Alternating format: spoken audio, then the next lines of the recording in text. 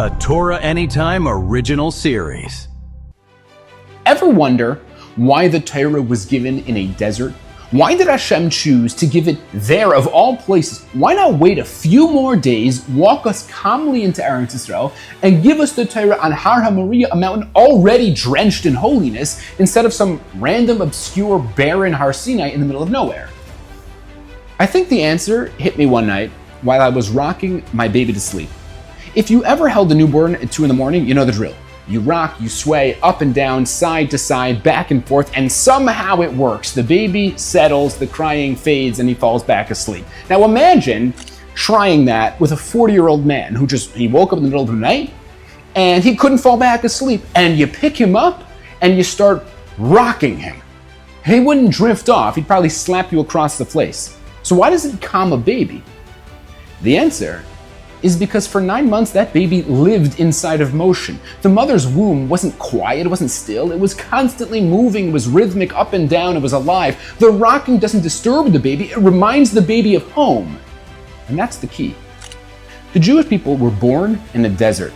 There was no natural food, there was no natural water, there was scorching heat, there was enemies on every side, nothing stable, nothing predictable, no safety net, no comfort, no calm, and that's exactly where we received the Torah. Not in peace, not in comfort, not in quiet, not when everything was finally set up. Hashem didn't want us to wait until we get into the land and we set up our bagel stores and our coffee shops. No, He wanted us to get the Torah in the desert, to make something abundantly clear for all generations. We were born into difficulty, and Torah became our oxygen inside of it. That's why we survive. We survive things no other nation survives. That's why no condition ever stopped us. We learned Torah in places where it was illegal. We learned in basements, in cellars, in caves, in forests, in attics, under the threat of prison, under the threat of death, with guards outside, with enemies watching, with nothing but a flickering candle and a sefer. Empires tried to crush us, and Torah kept breathing. Regimes outlawed us, and Torah kept growing. Poverty, exile, persecution, none of it became an excuse. None of it became a reason to stop. No desert was hot enough to stop us. You want to know why? Because we were born in one. We didn't wait for ideal circumstances to learn. We don't need silence or safety or comfort. We learned Torah when the world was shaking, because that's the world we were born into.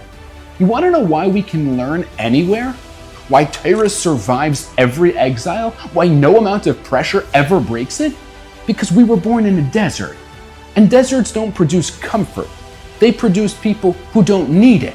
We were born in a desert, and therefore, we don't wait for conditions to be right. We make them right.